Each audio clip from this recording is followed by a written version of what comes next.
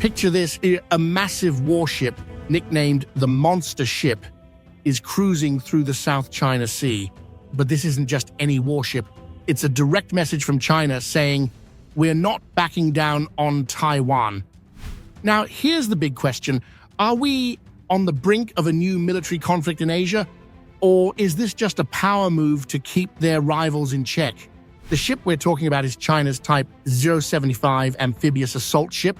And trust me, this isn't your average battleship. It's one of the largest assault ships in the world, capable of carrying troops, tanks, and attack helicopters.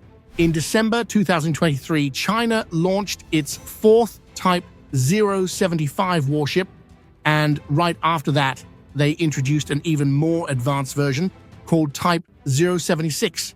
This one comes with more offensive capabilities, making it clear that China is building more than just a fleet. They're building a military force that can dominate the region. Let me ask you this. Do you think China is building all these warships just for defense? Yeah, I didn't think so. Here's where things get serious. Back in October 2024, China's Liaoning aircraft carrier sailed right through the Taiwan Strait.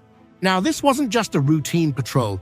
Taiwan immediately labeled it a hostile act, and they weren't wrong.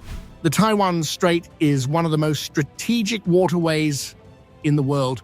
Any military activity there, it's seen as a direct threat to Taiwan's sovereignty. Think about it. When a country calls a military move an act of war, you know things are heating up. The real question is China ready to go all in, or is this just another political stunt? Now let's talk about China's leadership. In October 2024, President Xi Jinping made a speech to the Chinese military. His message, prepare for war, and this wasn't just political rhetoric. A month later, in November 2024, China's Navy conducted live fire drills near Taiwan, simulating an actual military invasion. Let's be real, when a world leader tells his military to get ready for war, that's not something you just brush off. The question is, who's the real target? Taiwan? America? Both? China's military buildup didn't go unnoticed. The US, along with allies like Japan, Australia, and the Philippines, quickly responded by increasing their military presence in the region.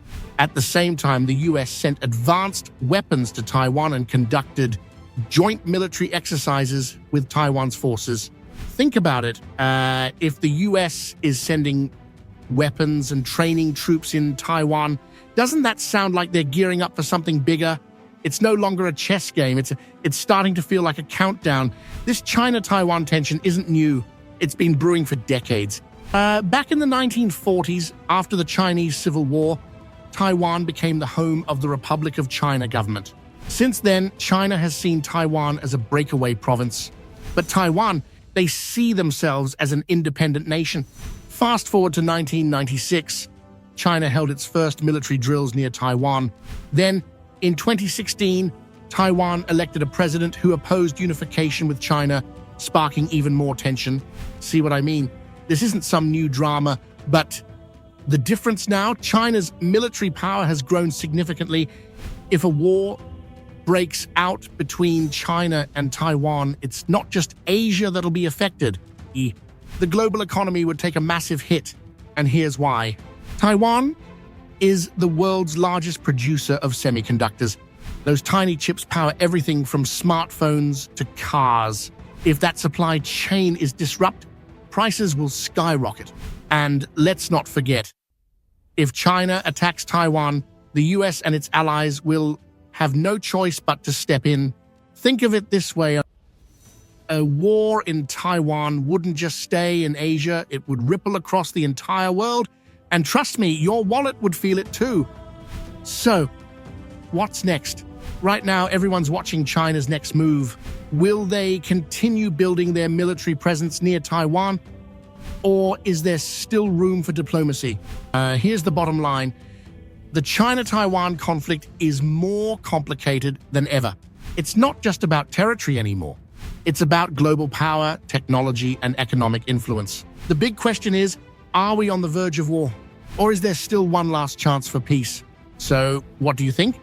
Is China really about to start a war over Taiwan, or is this all just political theater? Let me know what you think in the comments, and let's keep this conversation going.